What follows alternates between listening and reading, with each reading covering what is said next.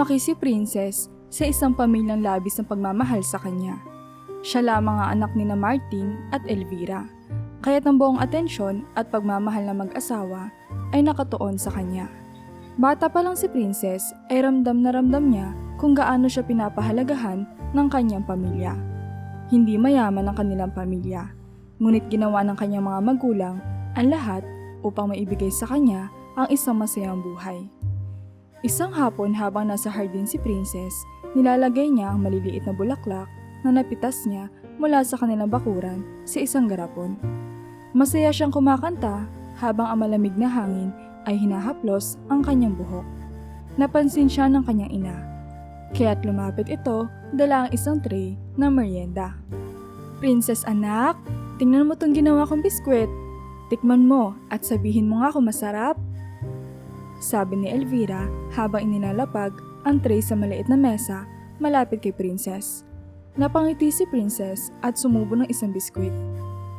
"Ang sarap nito, Mama! Parang ito na yata ang pinakamasarap na biskwit na natikman ko." Masayang sagot ni Princess habang umunguya.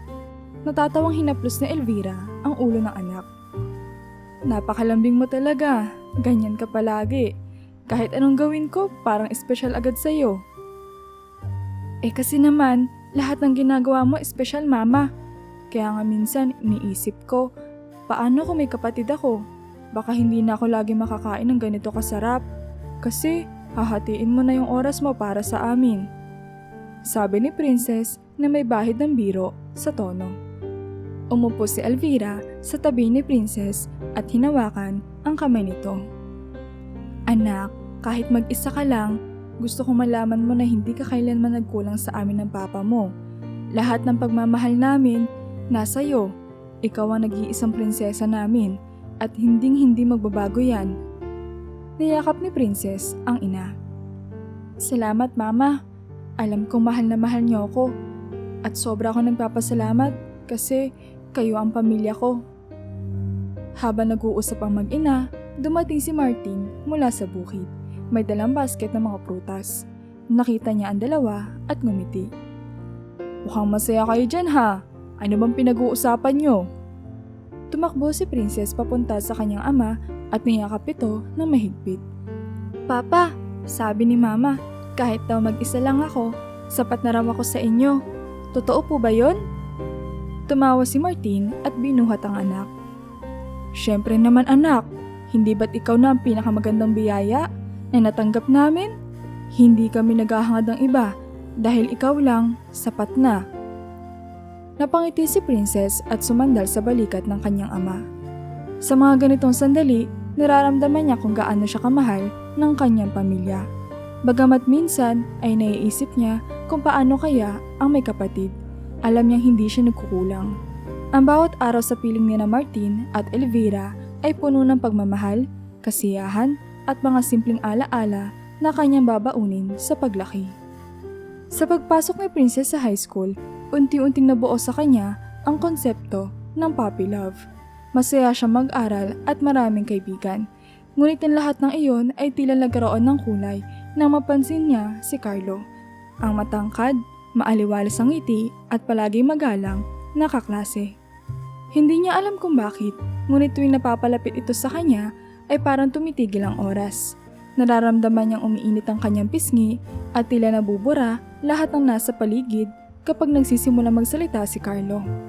Isang araw, nagpa siya si Princess na gumawa ng paraan upang makuha ang pansin ni Carlo. Sa klase ng science, nagsama-sama sila para sa isang group activity. Napabilang siya sa grupo ni Carlo at masaya niyang inako ang tungkulin bilang taga-organisa ng mga materials. Habang pinaplano nila ang eksperimento, naglakas loob siyang magtanong. "Carlo, ano sa tingin mo magandang paraan para maayos natin to?" Ngumiti si Carlo dahilan para lalo pang bumilis ang tibok ng puso ni Princess. "Siguro mag-focus tayo sa hypothesis muna. Gawin natin step by step. Mukhang magaling ka sa pag-oorganisa, kaya ikaw na ang leader namin," sabi nito. Kahit simple lang ang sagot, parang abot langit ang tuwa ni Princess. Hindi niya mapigilang ngumiti buong araw. Pag-uwi niya, ikinuwento niya agad ito sa kanyang ina habang naghahanda si Elvira ng hapunan. Mama, alam mo ba? Napansin ako ni Carlo kanina. Siya mismo ang pumili sa akin na maging leader ng grupo. Sabik niyang sabi. Napangiti si Elvira habang hinihiwa ang gulay. Talaga? Mukhang espesyal ang kaklase mong yan ha.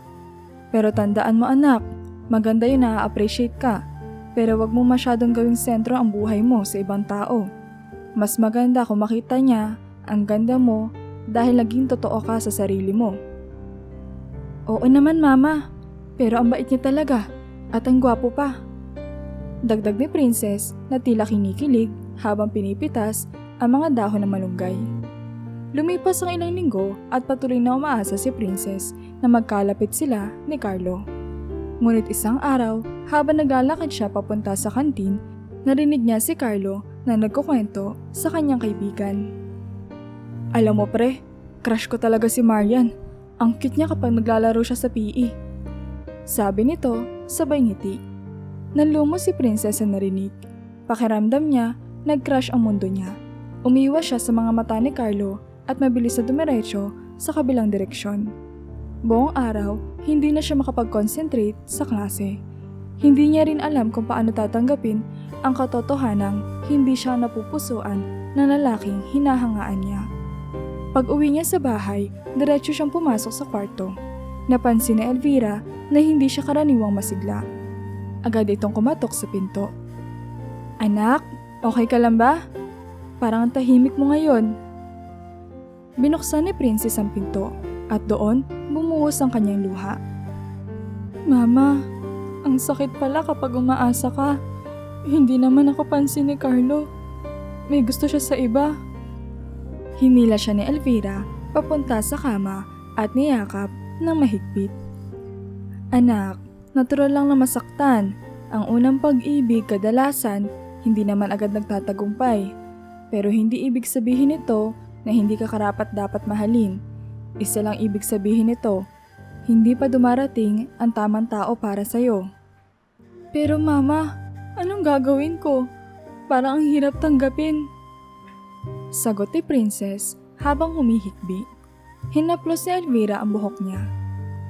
Anak, sa bawat pagkabigo, may matututunan tayo. Isipin mo to bilang pagkakataon para maging mas matatag. At tandaan mo, lagi kami nandito ng papa mo. Mahal na mahal ka namin at kahit kailan hindi ka mawawalan ng taong magmamahal sa'yo. Sa mga salitang iyon, unti-unting bumaba ang bigat sa puso ni Princess.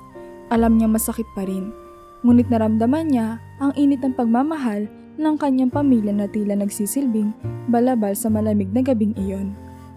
Sa kabila ng pagkabigo, natutunan niya hindi doon natatapos ang lahat. Lumipas ang ilang taon at unti-unting natutunan ni Princess na i-prioritize ang sarili kaysa magpa-apekto sa mga crush o love life. Sa pagpasok niya sa senior high school, naging abala siya sa academics at extracurricular activities. Palagi mataas ang kanyang mga marka at madalas siyang kinalanin bilang isa sa mga top students ng kanilang klase. Ngunit kasabay ng tagumpay na ito ay ang bigat ng responsibilidad na kanyang nararamdaman. Parang unti-unting nawawala ang saya sa bawat araw ng kanyang pag-aaral. Isang gabi, habang nasa kwarto siya at sinisikap tapusin ang isang research paper, napansin ni Elvira ang ilaw na nakabukas pa rin sa kwarto ng anak. Dahan-dahan itong kumatok at sumilip sa pinto. Princess, hindi ka pa ba matutulog? Hating gabi na. Sabi ni Elvira habang naglalakad papasok. Nakita niya nakasubsob si Princess sa mesa. Nakatulog na sa gitna ng kanyang pagsusulat. Ginising ni Elvira ang kanyang anak. Anak, gumising ka muna sandali. Bakit hindi ka pa nagpapahinga? Tanong niya na may halong pag-aalala. Nagising si Princess at agad na umupo na maayos. Sorry mama, kailangan ko pang tapusin itong research. Hindi pa sapat ang naisulat ko at bukas na ang deadline. Sagot niya habang pilit na pinapawi ang antok sa mga mata. Umupo si Elvira sa tabi niya at hinawakan ang kanyang balikat. Princess anak, naiintindihan kong gusto mong maging magaling sa lahat ng ginagawa mo. Pero anak, Mahalaga rin na magpahinga. Hindi mo kailangan gawing perpekto ang lahat. Hindi ka robot. Napabuntong hininga si Princess. Mama, natatakot lang ako na kapag hindi ako nag-perform na maayos, baka mawalan ako ng scholarship. Ayokong biguin kayo ni Papa. Alam ko kung gaano niyo ako sinusuportahan. Mula sa likod, narinig nila ang boses ni Martin na dumating galing sa sala.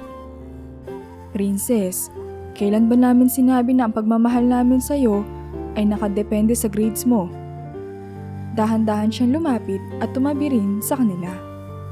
Anak, ang gusto lang namin ay maging masaya ka. Hindi ka namin kailanman pipilitin na magsakripisyo ng kalusugan mo para sa mga marka.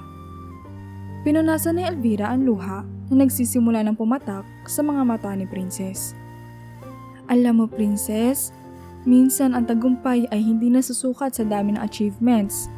Ang mahalaga ay kung paano mo na-enjoy ang bawat proseso. Magpahinga ka muna, anak. Bukas, mas makakapag-isip ka na maayos kapag natulog ka ng sapat. Napayakap si Princess sa kanyang mga magulang. Ramdam ang init ng kanilang pagmamahal. Salamat, Mama, Papa. Minsan nakakalimutan ko na hindi ko kailangan suluhin ang lahat. Salamat kasi lagi kayo nandito para sa akin. Kinaumagahan, ginising siya ng amoy na mainit na sinangag at itlog. Tumungo siya sa kusina at nakita ang kanyang mga magulang na naghahanda ng agahan. Si Martin ay nagprito ng hotdog habang si Elvira naman ay naglagay ng kape sa mesa. Ngumiti siya sa sarili. Naisip niya kung gaano siya kaswerte sa pagkakaroon ng pamilya na hindi lamang nagbibigay ng suporta kundi nagtuturo rin ng tamang balanse sa buhay. Simula noon, natutunan ni Princess na hindi kailangan laging maging perpekto. Ginawa niya ang kanyang makakaya, ngunit tinanggap niya na mahalaga rin ang pag-aalaga sa sarili. Sa bawat hamon sa akademiko, lagi nariyan ang kanyang pamilya upang ipaalala sa kanya na hindi siya nag-iisa sa laban. Habang nagdadalaga si Princess, naging mas kapansin-pansin ang kanyang pisikal na pagbabago. Napansin niya mas malayo ang itsura niya kumpara sa ibang mga klase niya. Samantalang ang iba ay mapuputi, makikinis at tila perpekto sa kanilang pananamit, siya naman ay mayroong morenong balat, simpleng buhok at simpleng estilo ng pananamit. Minsan, habang naghihintay siya sa kanilang klase, narinig niya may ilang kaklase niyang tumatawa habang patagong nagtuturo sa kanya. Ang itim naman ni Princess, parang hindi bagay sa kanya yung uniform natin. Dapat siguro ibang kulay. Sabi ng isa habang nagtatawanan ang mga kasama nito. Bagamat nagkunwaring walang narinig, ramdam ni Princess ang sakit ng kanilang sinabi. Pag-uwi niya sa bahay, pumasok siya sa kanyang kwarto at umiyak. Hindi niya maintindihan kung bakit tila napakalaki na importansya ng itsura para sa ibang tao. Dumating ang kanyang ina sa kwarto at kumatok. Princess anak, ayos ka lang ba? Kanina ka patahimik. Tanong ni Elvira halatang nag-aalala. Binuksan ni Princess ang pinto at doon bumuhos ang kanyang damdamin. Mama, bakit ganito? Bakit ang hirap maging maganda sa paningin ng ibang tao? Bakit parang hindi sapat kung ano ako? Hinila siya ni Elvira sa kama at niyakap ng mahigpit. Anak, sino ba nagsabi sa'yo na hindi ka maganda? Kanino ka ba nakikinig? Sa kanila o sa sarili mo? Hindi ko alam, Mama. Pero minsan parang ang bigat ng pakiramdam ko. Parang lahat ng tao hinuhusgahan ako. Sagot ni Princess habang tumutulo ang kanyang luha. Hinaplos ni Elvira ang buhok ng anak at tiningnan ito sa mga mata. Princess, tandaan mo to. Ang ganda hindi nasusukat ng panlabas na anyo. Ang ganda ay nasa puso, nasa ugali. At alam mo kung bakit ka espesyal? Dahil ikaw ay mabuting tao, mapagmahal at responsable. Hindi mo kailangan baguhin ang sarili mo para magustuhan ka ng iba. Ang mahalaga ay tanggapin mo kung sino ka. Dumating si Martin sa kwarto, hawak ang isang tasa na mainit na gatas. Narinig ko ang usapan niyo. Anak, Gusto kong malaman mo na kahit ano pa ang sabihin ng ibang tao, walang ibang mas mahalaga kundi kung ano ang tingin mo sa sarili mo. At para sa amin ng mama mo, ikaw ang pinakamagandang prinsesa. Napayakap si Princess sa kanyang mga magulang. Salamat mama, papa. Ang hirap kasi minsan, pero salamat kasi hindi niyo ako pinapabayaan. Kinabukasan humarap si Princess sa salamin. Tinitigan niya ang sarili at ngumiti. Paunti-unti, natutunan niyang tanggapin ang kanyang itsura. Sa bawat araw, pinapalitan niya ang pagdududa sa sarili ng pagmamahal at pagtitiwala. Alam niyang hindi madali ang proseso, pero dahil sa suporta ng kanyang pamilya, unti-unti niyang natutunan na ang tunay na kagandahan ay ang pagiging totoo sa sarili at pagmamahal sa kung sino siya. Sa pagpasok ng Princess sa kolehiyo, unti-unti niyang natutunan ang mas malalim na aspeto ng pakikipagrelasyon. Doon niya nakilala si Ethan, isang kaklase sa kanilang course of Business Administration. Si Ethan ay palakaibigan, maginoo at palagi nagpapatawa, dahilan upang magustuhan siya na marami sa kanilang batch.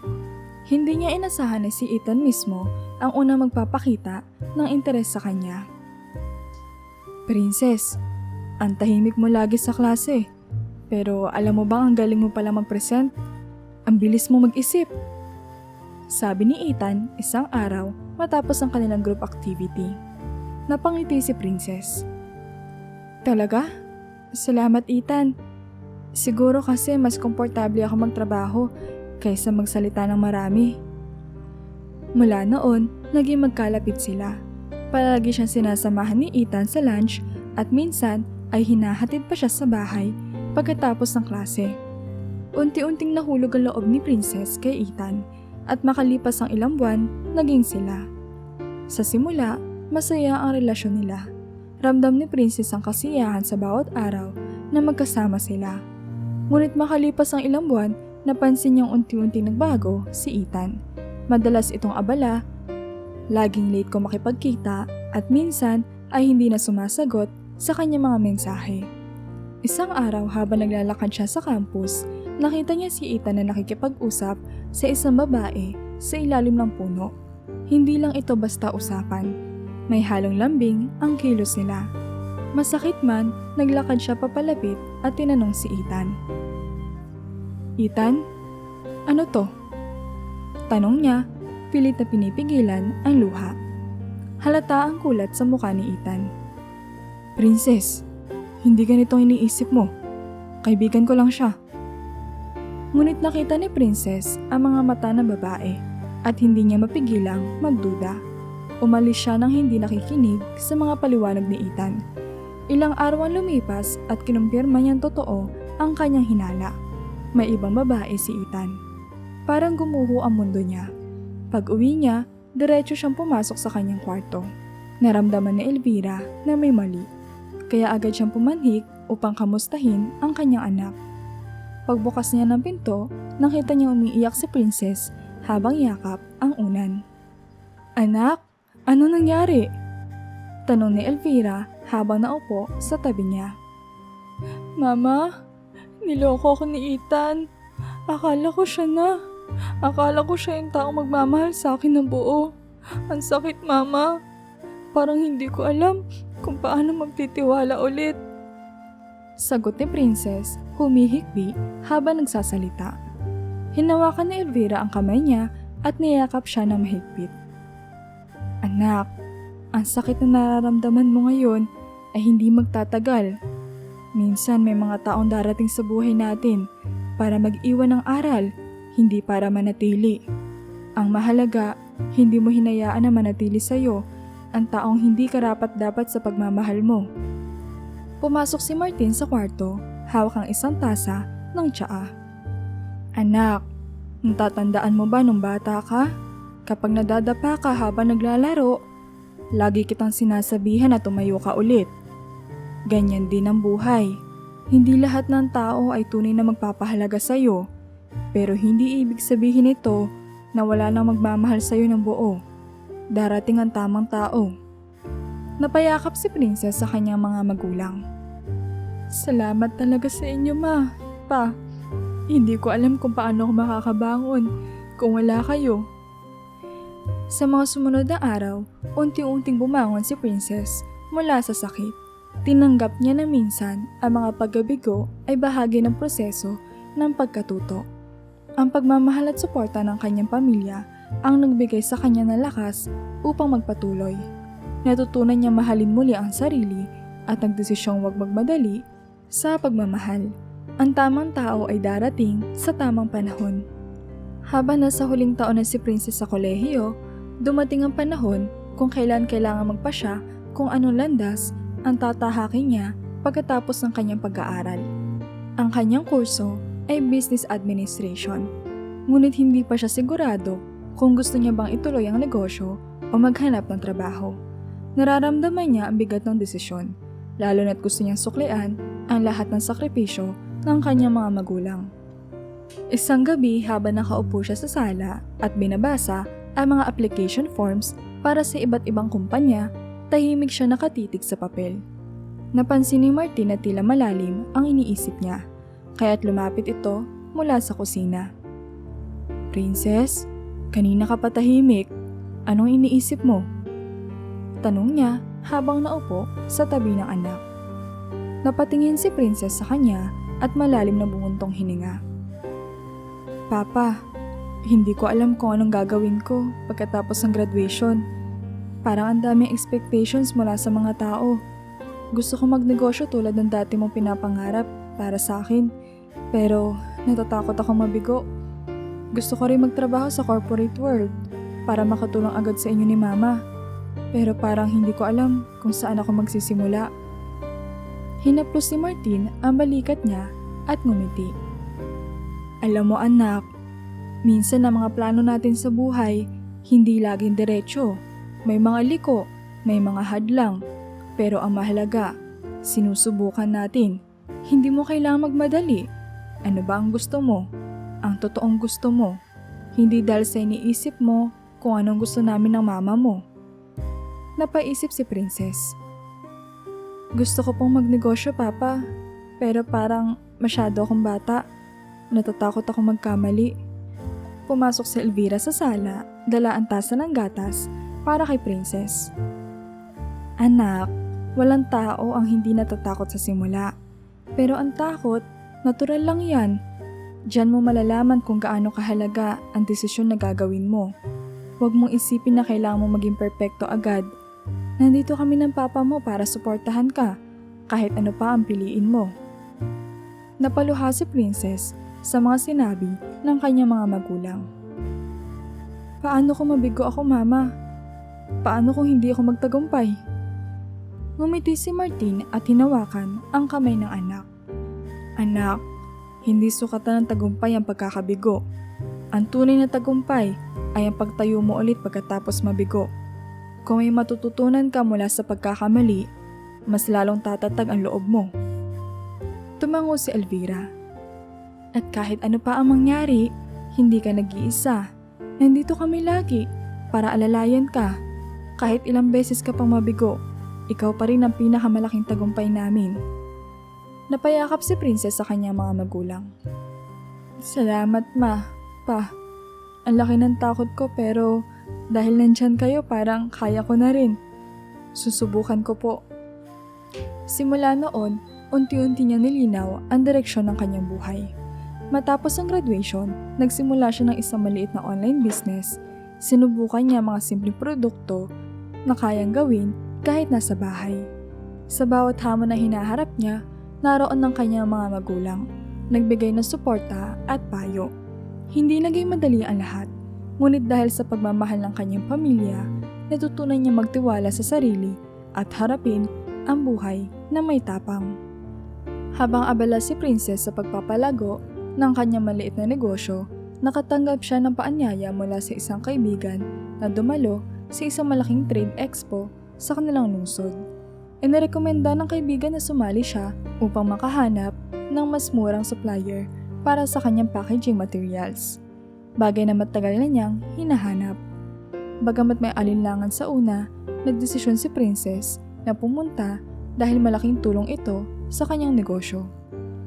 Pagpasok niya sa malawak na venue ng expo, namangha siya sa dami ng booths at iba't ibang negosyante na nagbebenta ng kanilang mga produkto. Habang naglalakad, napansin niya ang isang booth na nagbebenta ng eco-friendly packaging materials. Agad itong pumukaw ng kanyang interes, kaya't lumapit siya upang magtanong. "Excuse me, good morning. Can I ask about your products? Naghahanap kasi ako ng supplier ng packaging para sa online business ko." Sabi ni Princess habang tinitingnan ang display. Isang lalaki ang ngumiti sa kanya mula sa likod ng booth. "Of course. Good morning din. I'm Luis by the way. Let me show you what we offer." Sabi nito habang inaabot ang isang sample. Habang ipinapaliwanag ni Luis sa mga produkto, napansin ni Princess ang kaalaman at kaseryosohan nito. Magiliw at masinsinan ng bawat sagot ni Luis sa kanyang mga tanong at nararamdaman ang tunay na pagmamalasakit nito sa negosyo. Hindi maiwasan ni Princess na humanga. Hindi lamang sa produkto, kundi pati na rin sa personalidad ni Luis. "Ang galing ng concept nyo," sabi ni Princess. "Ang dami ko na nakitang suppliers pero ito lang ang tumutok ng ganito kadetalye. Mukhang passionate ka talaga sa ginagawa mo." Napangiti si Luis. "I guess, pareho lang tayo. Nararamdaman ko rin ang passion mo sa negosyo mo. Sa dami ng mga dumadaan dito, bihira ako makakita ng tulad mo na sobrang interesado sa bawat detalye." Natigilan si Princess sa sinabi ni Luis. Sanay siya sa mga transaksyon mabilis at walang personal na koneksyon, kaya't kakaibang pakiramdam niya sa sinseridad nito. Sa huli, kumuha siya ng contact details ni Luis at nangako magpapadala ng email para sa mga sample orders. Paglabas ni Princess mula sa expo, napangiti siya nang di namamalayan. Hindi lang dahil sa natagpuan niya ang hinihintay niyang supplier, kundi dahil may kakaibang saya siyang naramdaman mula sa kanilang simpleng pag-uusap.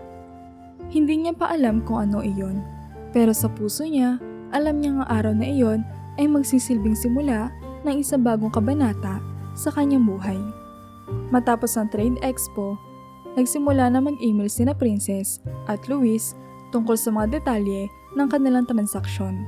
Sa umpisa, formal lamang ang kanilang usapan, mga presyo, delivery schedules, at customization options para sa packaging materials ng negosyo ni Princess.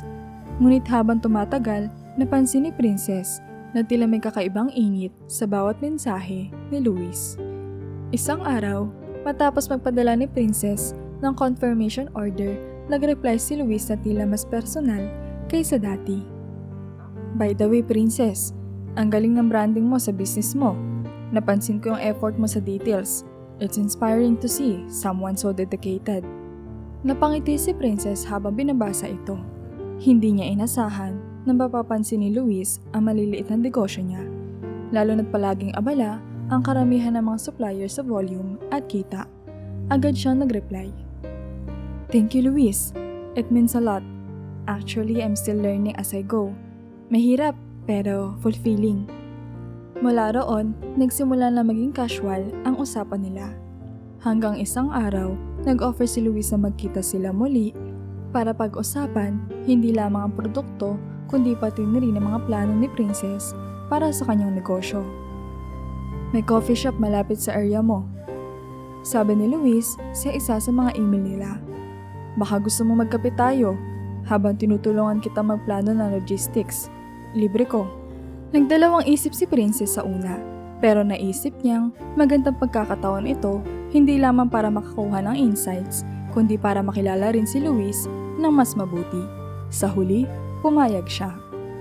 Sa coffee shop, dumating si Luis na may dalang folder at sample materials. Tumayo ito mula sa kanyang upuan at ngumiti na makita si Princess. "Hi Princess, I hope hindi ako masyadong abala sa schedule mo." Umupo si Princess at ngumiti rin. "Hindi naman. Actually, I'm looking forward to this meeting. Thank you for taking the time." Habang nagkakape sila, naging mas personal ang kanilang usapan. Bukod sa negosyo, nagbahagi si Luis tungkol sa kanyang buhay. Kung paano siya nagsimula sa maliit na negosyo, kung paano siya nagtrabaho sa iba't ibang lugar upang maipon ang puhunan at kung bakit pinili niya mag-focus sa eco-friendly products. Alam mo, sabi ni Luis habang iniinom ang kape, hindi ko inaasahan na makakakita ako ng client na may parehong pananaw ko sa buhay. Mahirap magnegosyo, pero kapag may passion ka, parang hindi mo napapansin ang hirap, di ba? Tumango si Princess, nararamdaman ang sinseridad sa bawat salita ni Luis. Totoo yan, kaya nga minsan kahit pagod na ako, parang worth it pa rin. Ang sarap ng feeling na may naabot ka dahil sa sariling pagsisikap. Nagtagal ang usapan nila hanggang sa hindi na nila napansin ang oras. Nang paalis na si Princess, sinabi ni Luis, Princess, ang ganda ng vision mo sa business mo. Sigurado ako malayong mararating mo. Alam mo, hindi lang ako supplier. I hope I can be someone you can rely on, professionally or personally. Napangiti si Princess. Naramdaman ang bigat ng mga salitang iyon. Thank you, Luis. Ang laking tulong mo sa akin. Parang nakakagaan ng pakiramdam na may naniniwala sa ginagawa ko.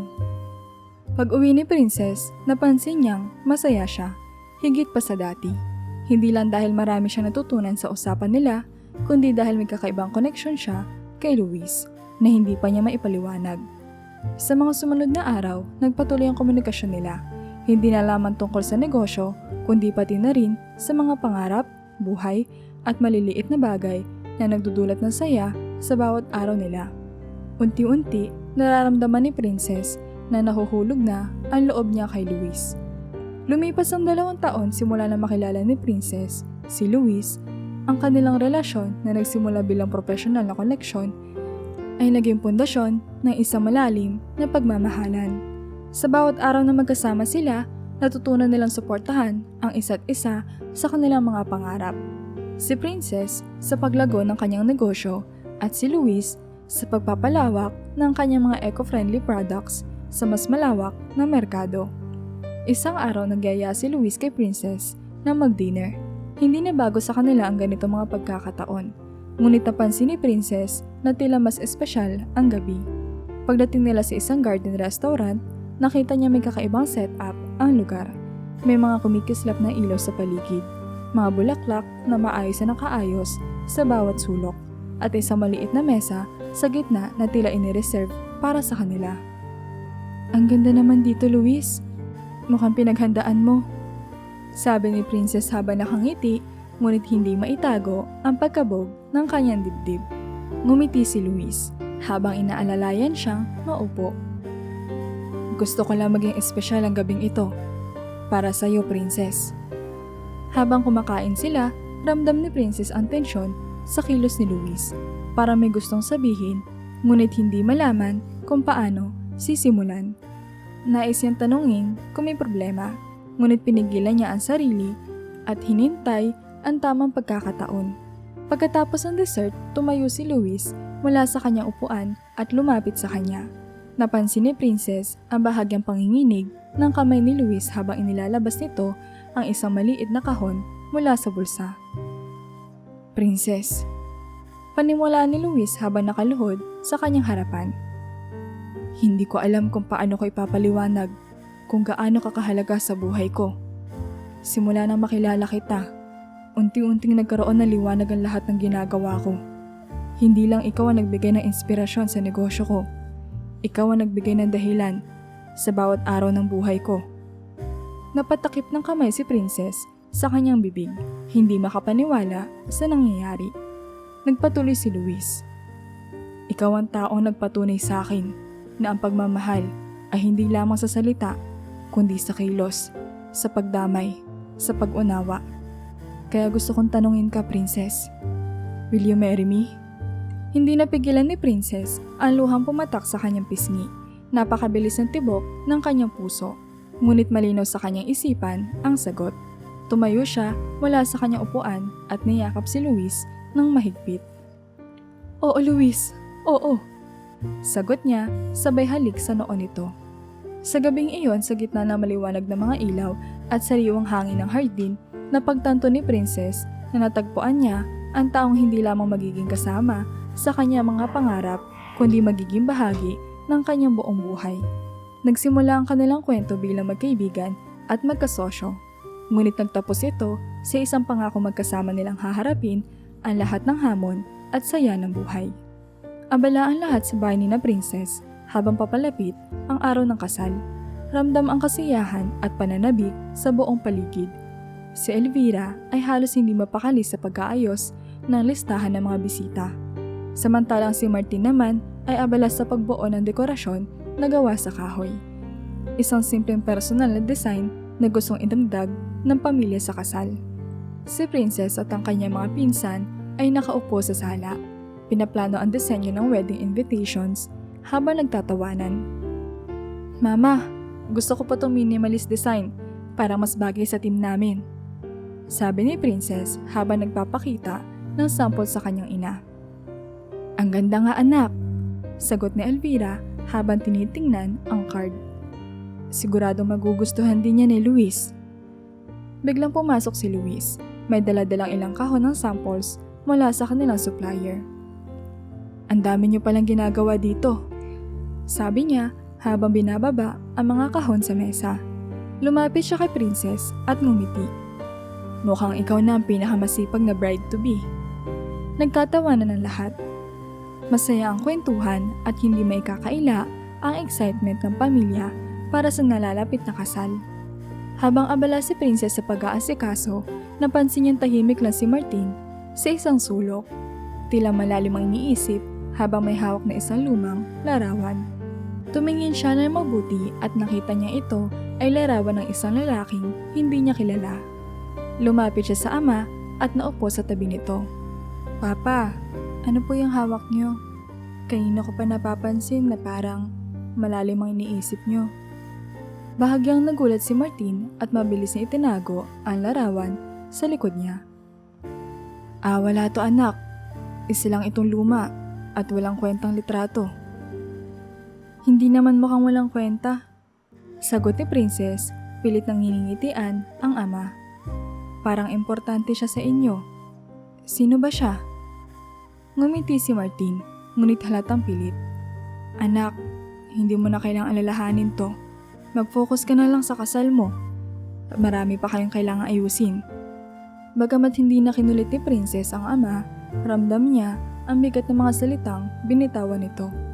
Habang bumalik siya sa ginagawa, hindi mawala sa isip niya ang larawan at ang lungkot na nakita niya sa mga mata ni Martin. Sino kaya ang lalaking iyon at bakit tila mahalaga ito sa kanyang ama? Habang abala ang lahat sa saya ng paghahanda, nagsimulang umusbong sa isipan ni Princess ang isang tanong na hindi niya agad masagot. Ano nga ba ang kwento sa likod ng larawang iyon? Kinabukasan habang abala si Princess sa pag-aayos sa mga detalye ng kasal, hindi niya maiwasang bumalik sa isip niya ang nakita niyang larawan at ang kakaibang reaksyon ng kanyang ama. Habang naglalatag siya ng mga sample ng wedding giveaways, biglang pumasok si Elvira sa kusina, dala ang ilang mga resibo ng gastusin. "Anak, tingnan mo itong mga bayarin natin. Maayos naman ang lahat pero gusto ko lang i-double check ang total," sabi ni Elvira habang inilalapag ang mga papel sa mesa. Habang tinitingnan ni Princess ang resibo, hindi niya napigilan ang sarili na magtanong. "Ma, kanina ko pa kasi iniisip, sino kaya yung nasa larawan na hawak ni Papa kagabi? Hindi niya sinasabi kung sino pero parang mahalaga yung tao sa kanya." Halata ang bahagyang pagkagulat ni Elvira sa tanong ni Princess. Tumigil ito sa ginagawa at tila nag-isip bago sumagot. "Siguro anak, isa lang yun sa mga kaibigan ng papa mo noon. Alam mo naman ang papa mo, mahilig mag-imbak ng mga lumang litrato.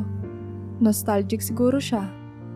Ngunit ramdam ni Princess na may bahagyang pag-iwas sa tono ng kanyang ina. "Pero mama, iba eh. Parang may lungkot si Papa habang tinitingnan niya yun. At parang hindi lang basta kaibigan. May hindi ba kayo sinasabi sa akin?" Pilit nang umiti si Elvira at hinawakan ang kamay ni Princess. "Anak, hindi naman sa may tinatago kami. Siguro masyado mo lang iniisip ang nakita mo. Alam mo sa dami na nangyayari, baka nahahalo na rin yan sa excitement ng kasal mo. Huwag mo na masyadong intindihin yun ha. Ang mahalaga ngayon, mag-focus ka muna sa mga plano mo. Bagamat sinubukan ng ina na baguhin ang usapan, lalong nagduda si Princess. Alam niyang hindi sinasabi ang kanyang mga magulang at hindi ito basta tungkol sa isang lumang litrato. Sa halip na makampante, mas lalo siyang naging interesado na alamin ang katotohanan. Sa mga sumunod na oras, habang nagtutulungan sila ng kanyang ina, tahimik lang si Princess, ngunit pinilit niyang mag-obserba. Sa isip niya, kailangan malaman niya ang kasagutan, hindi lamang dahil sa kuryosidad, kundi dahil ramdam niya na ang larawan ay may dalang isang kwento na maaaring magpabago sa pananaw niya sa kanyang pamilya. Ilang araw bago ang kasal, nagpasya si Princess na maglinis ng lumang cabinet sa kanilang bahay.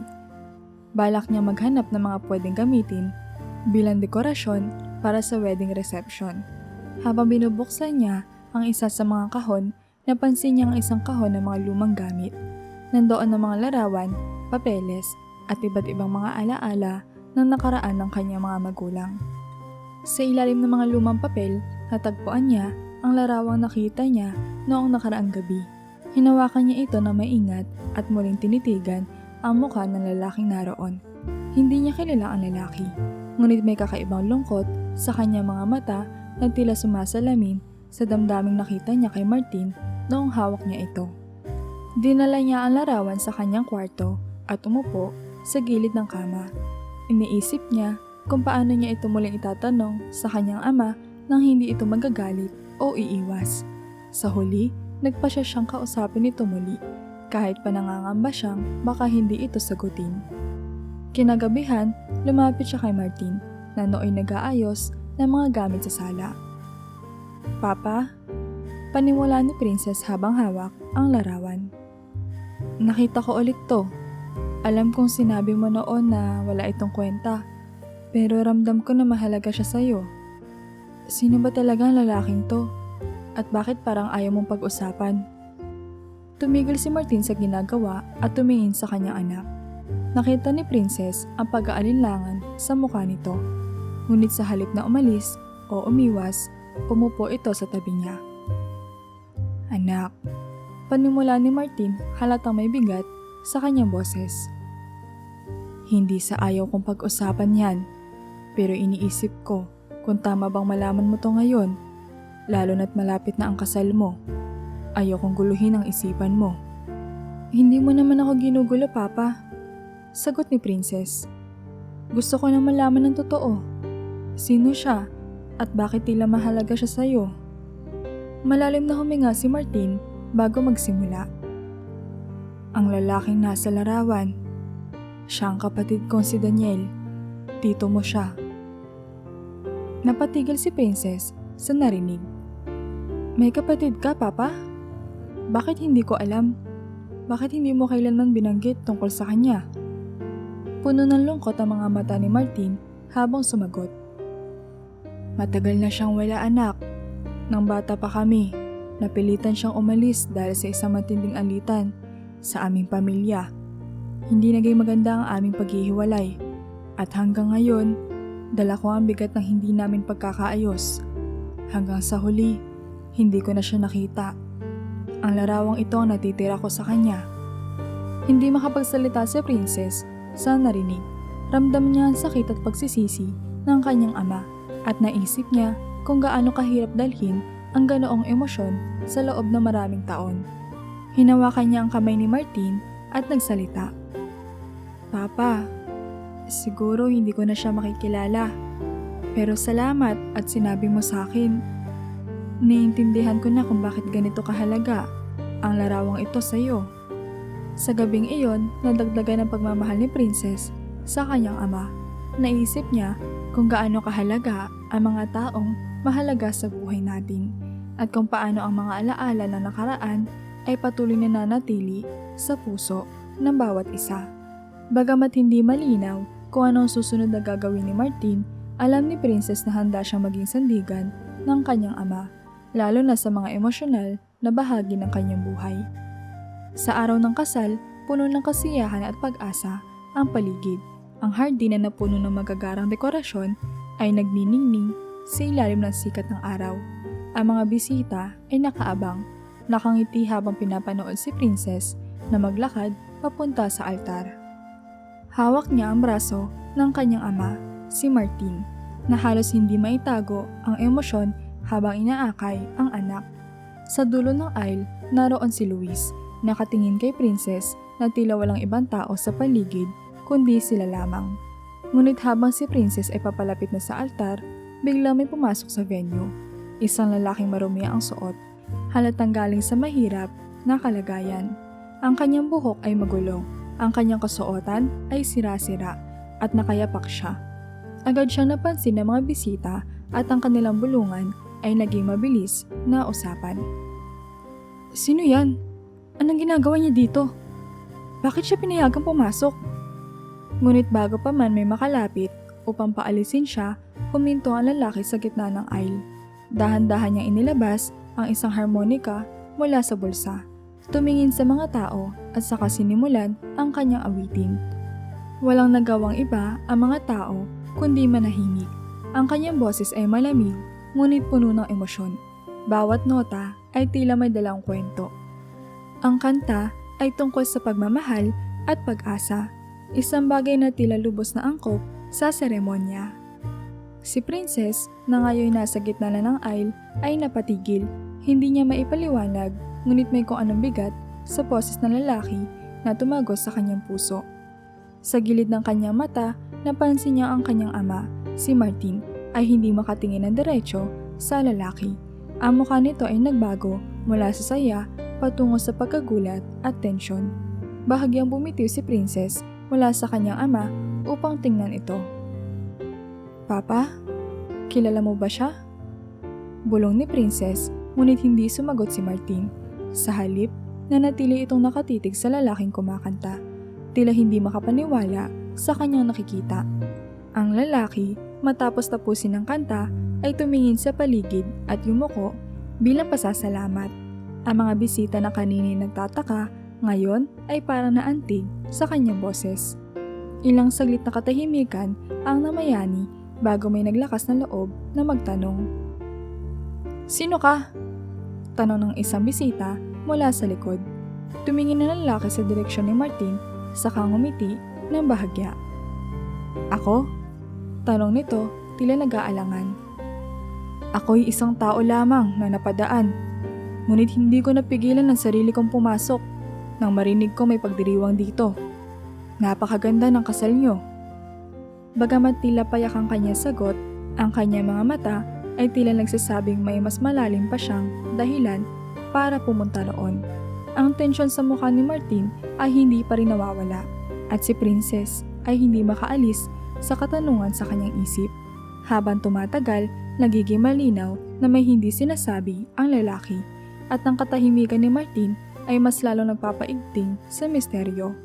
Ang lahat ng bisita, pati na si Princess, ay naghihintay kung ano pa ang maaaring mangyari sa kakaibang panauhing ito. Habang nanatiling tahimik ang paligid, muling humugot ng lakas ng lalaki at nagsimulang kumanta. Sa pagkakataong ito, iba ang tono. Ang kanta ay tila isang lalabay, puno ng lungkot at alaala. Ang bawat salitang lumalabas sa kanyang bibig ay may bigat na tila nagmumula sa malalim na sugat sa kanyang pagkatao. Napansin ng lahat ng kakaibang damdamin sa kanyang boses. Hindi ito ordinaryong awitin.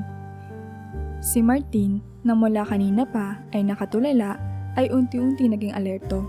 Ang kanyang mga mata ay unti-unting namula habang ang kanyang mga kamay ay nagsimulang manginig. Ang kantang naririnig niya ay hindi bago. Ito ay isang lumang awitin na madalas silang kantahin ng kanyang kapatid na si Daniel noong sila'y mga bata pa. Isang awitin na matagal nang hindi niya naririnig. Isang awitin na puno ng alaala ng kanilang pagiging magkaibigan at magkapamilya. Daniel. Mahinang bulong ni Martin, halos hindi marinig ng kahit sino. Ngunit sa kanyang puso, sigurado na siya. Ang lalaking nasa harap niya, bagamat marumi, magulo ang buhok at halatang wala sa tamang katinuan, ay walang duda ang kanyang nawawalang kapatid. Habang kumakanta, napansin ni Princess ang pagbabago sa ekspresyon ng kanyang ama. Papa, ano nangyayari? Kilala mo ba siya? Tanong niya, ngunit hindi pa rin sumasagot si Martin. Ang kanyang mga mata ay nakatuon lamang sa lalaki, na tila ba muling bumalik ang lahat ng alaala ng nakaraan. Nang matapos ang kanta, tumingin ang lalaki sa paligid at saka diretsong tumitig kay Martin. Sa sandaling iyon, ang kanyang ngiti ay parang masinsin ngunit puno ng kalungkutan. Martin, mahinang sabi ng lalaki na tila sigurado na rin sa pagkakakilanlan ng kanyang kaharap. Ang tagal kong hinintay ang araw na makita kita ulit. Naglakad si Martin papalapit sa kanya, tila hindi na alintana ang mga bisitang nakapaligid. Daniel, ikaw ba talaga yan? Pero paano? Bakit ka nawala? Bakit ngayon ka lang bumalik? Ang kanyang boses ay naghalo ng tuwa at pagkalito. Ngumiti si Daniel, ngunit halatang wala na siya sa tamang katunian. Hindi ko rin alam, kuya. Parang napakahaba ng panahon, pero wala akong maisip na paraan para bumalik. Maraming nangyari, maraming hirap. Pero ngayong nakita kita, parang nagising ako sa isang masamang panaginip. Ang kanilang yakap ay hindi mapigilan. Ang mga bisita ay nanatiling tahimik, nakamasid sa eksenang nagaganap. Si Princess ay hindi makapaniwala sa nangyayari. Ang lahat ng tanong niya tungkol sa misteryosong larawan ay tila may sagot na ngayon, ngunit mas marami pang katanungan ang bumalot sa kanyang isipan. Habang yakap ni Martin ang kanyang kapatid, napansin niya ang katawan nito ay payat, puno ng pasa at halatang mahina. Daniel, ano nangyari sa'yo?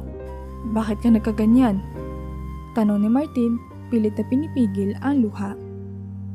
Hindi ko alam kung saan magsisimula, kuya. Sagot ni Daniel. Ang buhay, parang nawala lang. Nawalan ako ng direksyon. Pero andito ako ngayon. Patawarin mo ko sa lahat. Sa puntong iyon, alam ni Martin na hindi na mahalaga ang mga sagot.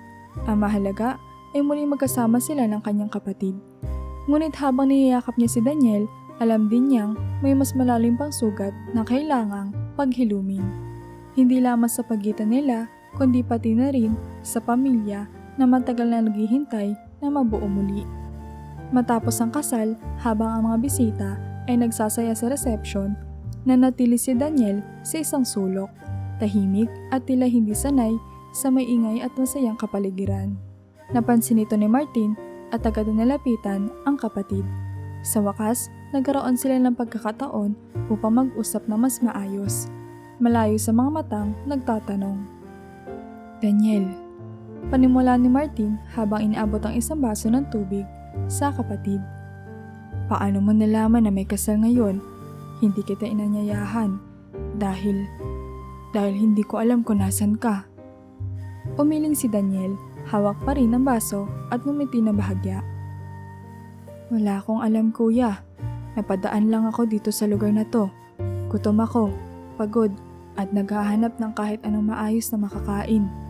Narinig ko ang tugtog mula sa labas ng venue at para may humilas sa akin na pumasok. Hindi ko alam na ito pala ang kasal ng anak mo. Napabuntong hininga si Martin, halatang hindi makapaniwala sa mga narinig. Kaya pala ganito ang nangyari. Parang hindi ko alam kung swerte ba o tadhana na napunta ka rito.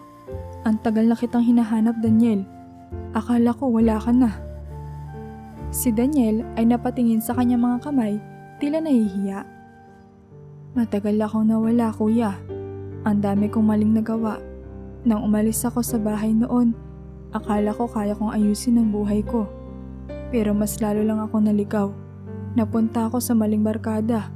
Naging pabaya hanggang sa wala na akong matakbuhan. Palipat-lipat ako ng lugar. Minsan may trabaho, minsan wala.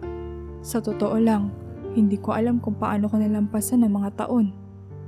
Tumahimik si Martin, ngunit halata sa kanyang mga mata ang lungkot at pangunawa. Ang larawang hawak ko. Sabi niya, pilit na pinipigil ang pag-iyak. Ang tanging bagay na naiwan sa akin mula sa iyo. Paulit-ulit kong tinitingnan yon, lalo na kapag iniisip kita. Hindi ko alam kung buhay ka pa, kung maayos ka. Pero hindi ko naisip na magkikita tayo ng ganito. Wala akong pakialam sa nangyari noon, Daniel.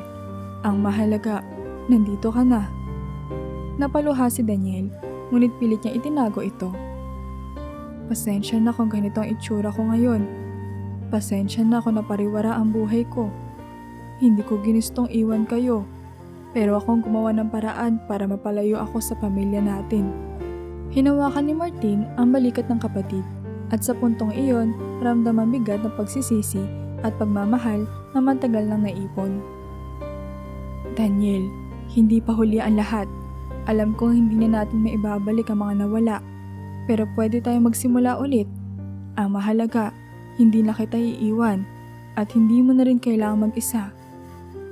Si Princess na nakamasid mula sa malayo, lumapit at sumama sa kanilang usapan.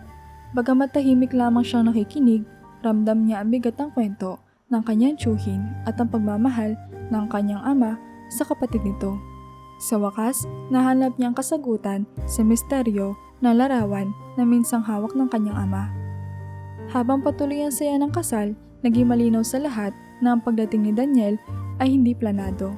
Isa itong aksidente, isang himala sa gitna ng pagdiriwang. Ngunit kahit hindi inaasahan, naging bahagi ito ng kwento ng pamilya nila Princess.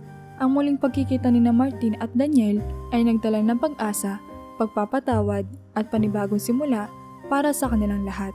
Sa gabing iyon, sa gitna ng kasiyahan at pagmamahal, napagtanto nila na minsan ang pinakamagagandang bagay ay dumarating sa pinaka hindi inaasahang pagkakataon. Matapos ang kasal, nagdesisyon si Princess at ang kanyang pamilya na tulungan si Daniel na muling makabangon mula sa kanyang pagkakalugmok. Bagamat mahirap ang simula, naging malinaw kay Martin at Elvira na hindi nila hahayaang muling mawala ang kapatid ni Martin. Kasama ang suporta ni Princess at Luis, nagbigay sila ng tahanan kay Daniel. Isang lugar kung saan muli niyang naramdaman ang init ng pamilya. Sa mga unang linggo, nagkaroon ng mahaba at malalim na pag-uusap si Martin at Daniel. Naibuhos nila ang lahat ng matagal nang hindi nasasabi. Mga hinanakit, pagsisisi at pangarap na akala nila ay hindi na muling mararating. Dahan-dahan, natutunan ni Daniel na patawarin ang sarili at tanggapin na ang kanyang nakaraan ay hindi kailangang magdikta sa kanyang kinabukasan. Si Princess, na siyang naging tulay ng mas maayos na komunikasyon sa kanilang pamilya, ay laging nandyan upang magbigay ng inspirasyon. Tito Daniel, sabi niya isang gabi habang nagkakape sila sa kusina. Ang mahalaga ay hindi kung saan ka nagmula, kundi kung paano ka bumabangon. Lahat tayo may mga pagkakamali, pero may oras pa para itama ang mga ito. Naramdaman ni Daniel ang sinseridad ng kanyang pamangkin at unti-unti siya nagkaroon ng lakas ng loob na magsimula ulit. Sa tulong ng pamilya, nakahanap siya ng simpleng trabaho sa lokal na tindahan ni Luis. Habang abala sa pagtatrabaho, natutunan ni Daniel ang halaga ng disiplina at pagtatyaga. Napansin ng lahat ang pagbabago sa kanya. Mas malinis na ang kanyang itsura, mas malakas na ang kanyang pangangatawan, at higit sa lahat, mas maliwanag na ang kanyang pananaw sa buhay. Isang gabi habang nagtitipon ng pamilya sa sala, nagsalita si Daniel. Martin, Elvira, Princess, Luis, salamat sa lahat ng ginawa niyo para sa akin. Hindi ko akalaing may magpapakita pa sa akin ng ganitong klase ng pagmamahal. Kung wala kayo, baka wala na rin ako. Ngayon, alam ko may pag-asa pa akong na maging mabuting tao at maging karapat-dapat sa pamilya natin. Lumapit si Martin at niyakap ang kapatid. Daniel, wala kang kailangang patunayan sa amin. Ang mahalaga, nandito ka na ulit. Ang pamilya ay lagi nandito para magdamayan, kahit gaano pa kahirap ang mga pinagdadaanan. Si Princess at Luis na nakakangiti sa gilid ay pumalakpak. Tama si Papa, sabi ni Princess. Tito, walang deadline ng pagbabago, pero sobrang proud kami sa'yo. Makalipas ang isang taon, si Daniel ay naging ganap na bahagi muli ng pamilya. Nakatulong siya sa negosyo ni Luis at kalaunan ay nakapagsimula ng maliit na ukay-ukay shop na siya mismo ang nag-manage. Sa tuwing tinitingnan niya ang kanyang sarili sa salamin, natutunan niyang umiti. Isang bagay na matagal niyang hindi nagagawa. Sa isang pagtitipon ng pamilya, habang nakaupo sila sa ilalim ng liwanag ng bituin, nagsalita si Daniel. Kung tatanungin niyo ako kung paano ko masasabing naging matagumpay ako, simple lang ang sagot. Dahil sa inyo. Hindi lang niyo ako binigyan ng bagong buhay. Binigyan niyo ako ng bagong dahilan para mabuhay. Sa gabing iyon, sa gitna ng tawanan at kwentuhan, napagtanto ng pamilya nila Princess na ang pagmamahal at pagtanggap ang tunay na pundasyon ng isang masaya at buo na pamilya. Ang dating sugat na dala ng nakaraan ay tuluyang napawi at ang kanilang kwento ay naging simbolo ng pag-asa, pagpapatawad at panibagong simula.